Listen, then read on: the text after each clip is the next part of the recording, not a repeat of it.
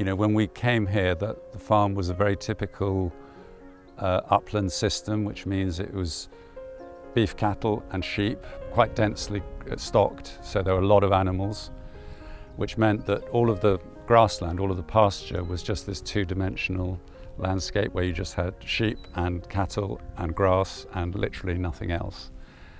And also we were a bit shocked by the amount of chemicals and antibiotics which were routinely used, ivermectins, on both the sheep and the cattle. And so we decided to convert it to organic. And then we made the decision to get rid of the sheep, and that caused a lot of big changes because suddenly the grass was much more complex and interesting. And the next thing we noticed was a lot of wild flowers appearing, which were never there before.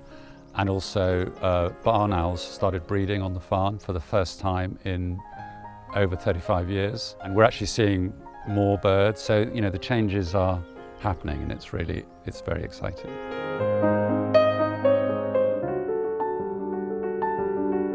We've planted about 50 of these tree triangles or tree patches.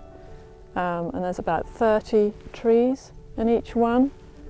And they will become little copses, and from there the trees will naturally spread into the fields, and so we can gradually turn the farm into wood pasture. You know, the main thing is we're very concerned about the climate and biodiversity crisis, and we realise that a lot of farming systems are contributing to it. What we're trying to do is to continue to produce good quality food but maximise biodiversity and bioabundance. So carry on farming, but with space for nature. And in many cases, nature needs to be helped because species have disappeared. So we've actually reintroduced beavers in an enclosure on the farm, which has just been the most amazing thing. They've completely transformed the area. And on another patch of the farm, on another waterway, we've reintroduced water voles. Interestingly, the farm actually makes more money now than it used to under the old system. By getting rid of the sheep, we reduced a lot of costs, vet costs, medication costs, labour costs, management time.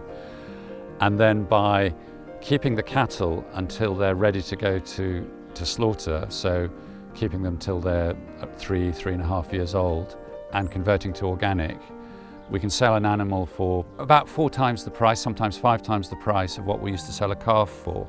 So even though we've massively reduced the numbers, a lot of our costs have disappeared. So we don't cut grass anymore, we don't buy in any feed, we don't medicate the animals, we use less labour, we use less contractors.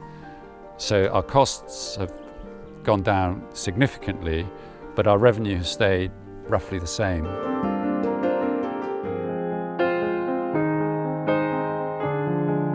I was reading the paper one day, thinking about our rewilding, and I saw that a new rewilding company had started. Thought it looked interesting because we had already reduced our stock levels and left some fields, just let them go to see what nature would do. But we didn't really have a clear vision for what we wanted to do. So we got in touch with Real Wild Estates, and they have helped us to develop a clear vision for the next 15 years. And that is an ecological vision, but also how ecotourism fits into that, and how we might be able to bring people here to look at the beavers, to go on nature trails and bird watching tours here, and hopefully work with local communities and schools and bring them to the farm and let them see how food can be produced.